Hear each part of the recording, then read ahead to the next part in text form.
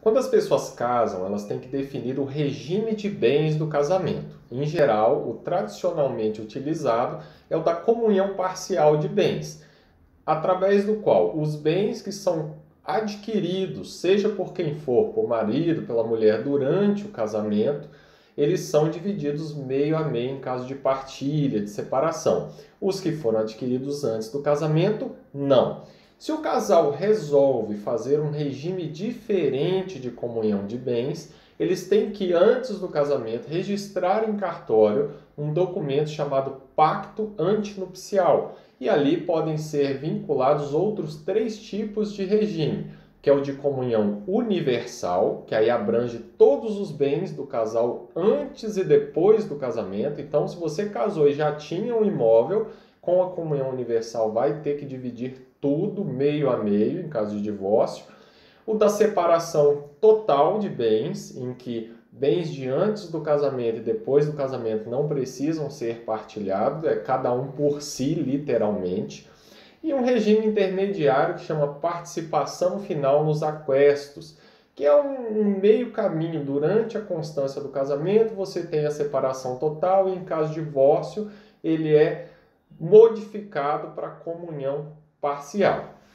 Mas uma dúvida que surge com frequência é: depois que eu caso e eu adoto determinado regime de bens para o casamento, eu posso alterá-lo? Pode. Existe uma previsão na lei que autoriza essa modificação, desde que passado judicialmente, então não basta ir ao cartório fazer essa modificação, e que a modificação seja justificável. Então veja alguns exemplos. Você casa pelo regime de separação total de bens. E aí, na época do casamento, você tem ali uma kitnet, que vale pouco, né? R$50.000 vale a kitnet. Depois do casamento, o casal começa a trabalhar junto e ganhar muito dinheiro. E eles percebem que não faz muito sentido ser uma separação total de bens, já que eles estão realmente construindo patrimônio juntos. E aí eles justificadamente apresentam uma ação ao juiz e dizem: é mais razoável que a partir de agora se tenha comunhão parcial de bens, pois realmente o interesse nosso é que tudo seja partilhado meio a meio em caso de qualquer problema futuro. Agora, eu já vi muita gente divorciando por problemas materiais e financeiros sem precisar divorciar.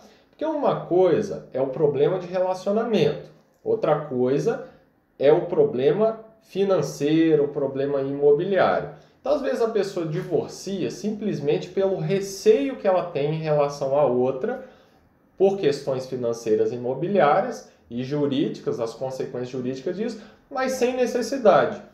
Veja o seguinte caso: uma pessoa que é empresária casa com uma pessoa que é servidora pública. Qual que é a vantagem do empresário? A tendência dele é ganhar muito mais dinheiro, mas o risco dele é muito maior. Qual que é a vantagem do servidor público? Ele não vai ganhar tanto dinheiro. Muito difícil um servidor falar: fiquei rico sendo servidor público. Mas ele tem uma tranquilidade financeira e uma estabilidade. Quando as pessoas casam, está tudo bem. O empresário está ganhando muito dinheiro e o servidor está ali com a sua estabilidade também. Aí eles têm um patrimônio que vão construindo. Suponhamos aí que casaram com um regime de comunhão parcial de bens e na constância da união foram construindo patrimônio. De repente, o empresário quebra e começam a vir ações judiciais penhorando bens de sua propriedade. Às vezes o casal junto ali construiu imóvel, comprou veículos, aumentou consideravelmente seu patrimônio.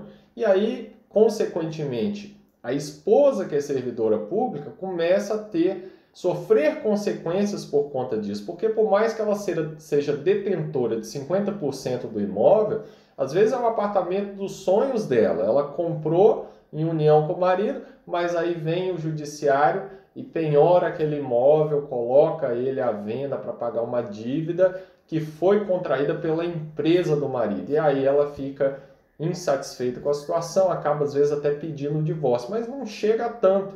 Se o desentendimento é meramente esse, a lei autoriza que seja alterado o regime de casamento.